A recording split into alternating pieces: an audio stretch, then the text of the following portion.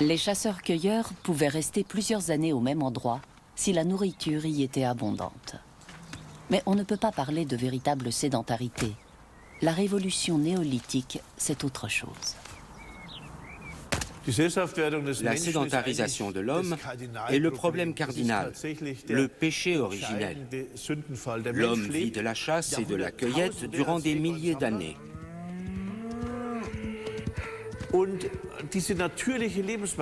Du fait de ce mode de vie naturel et surtout de son alimentation naturelle, il a peu de descendance puisque les femmes ne sont pas fécondes tant qu'elles allaitent.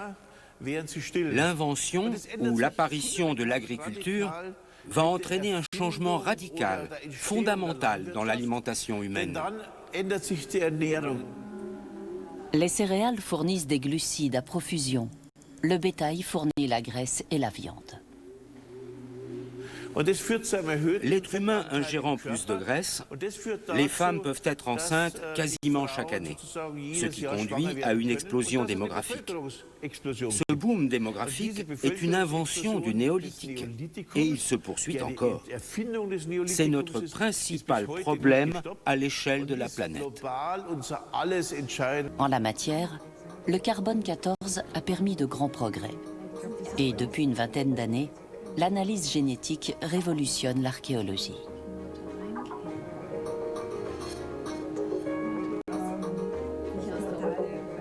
Aujourd'hui, on est capable d'analyser des restes d'ADN humain ou animal vieux de plusieurs milliers d'années. Les ossements sont la principale source d'ADN pour les anthropologues.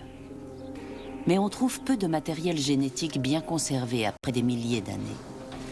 D'une part, les os se décomposent vite quand la température du milieu environnant est élevée. D'autre part, ils sont souvent contaminés par des ossements plus récents, ce qui fausse les résultats. Malgré cela, la génétique a permis des avancées importantes.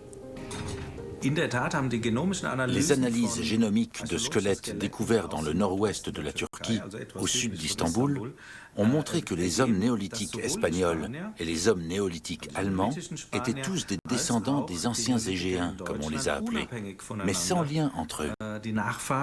Autrement dit, dès le néolithique, il y a eu une route migratoire sur le pourtour méditerranéen et une autre par les Balkans. Les agriculteurs se sont disséminés dans toute l'Europe sur un intervalle de plusieurs siècles par vagues successives. Le centre de recherche de Tulln, en Autriche, possède plusieurs laboratoires d'analyse. Maria Teschler-Nicolas s'y rend pour confier du matériel au chimiste Thomas Prohaska. Elle cherche à reconstituer les migrations des hommes néolithiques.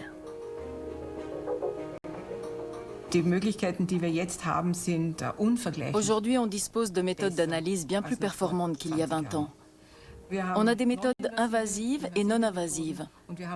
En anthropologie, on utilise beaucoup l'analyse isotopique depuis une quinzaine d'années pour reconstituer des changements de résidence ou des déplacements de population à la préhistoire. Le chimiste analyse une dent vieille de 5000 ans. La composition de l'émail ne se modifie plus après l'enfance. Elle peut donner des indications sur la région dans laquelle un individu a grandi. On emploie la même méthode dans le contrôle alimentaire pour vérifier que l'origine d'une fraise est conforme aux indications fournies par le distributeur, par exemple. L'analyse isotopique permet de déterminer l'origine ou la provenance de tout être vivant, aussi bien des végétaux et des animaux que des hommes. Les résultats d'analyse nous confirment qu'il y a eu une migration, et pas simplement une acculturation, un transfert d'idées. En d'autres termes, ces hommes ont colonisé l'Europe.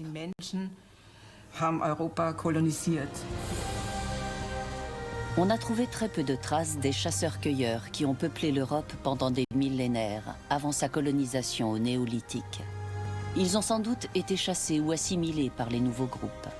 En d'autres termes, les populations autochtones de l'Europe ont disparu au profit des migrants proche-orientaux.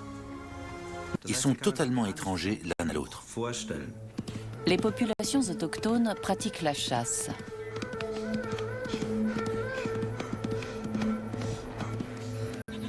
alors que les nouveaux arrivants sont agriculteurs depuis plusieurs générations.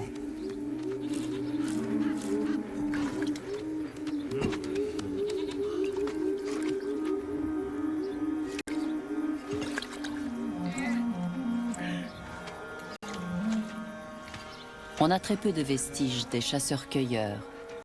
On pense qu'ils étaient sans doute assez grands et forts. La sédentarité, en revanche, n'a pas que de bons côtés. Les agriculteurs sont davantage touchés par la malnutrition. Les premières traces de guerre sont postérieures.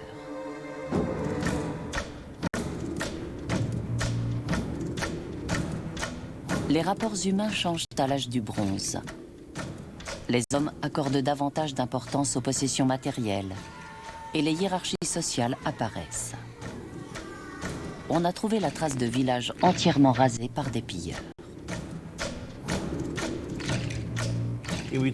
À la fin du néolithique, on assiste à une forte montée de la violence. Les hommes deviennent des guerriers. Il faut savoir que les chasseurs-cueilleurs ne sont pas des guerriers. Ils ne trouvent pas la mort à la guerre. Il n'y a pas de guerre dans les sociétés de chasseurs-cueilleurs. Il n'y a que des agressions. Les toutes premières analyses portaient sur l'ADN d'animaux domestiques. Elles ont montré que les vaches iraniennes étaient les ancêtres de toutes les vaches européennes. Les races qu'on trouve aujourd'hui en Suisse ou en Frise orientale descendent toutes des races anatoliennes ou proche-orientales.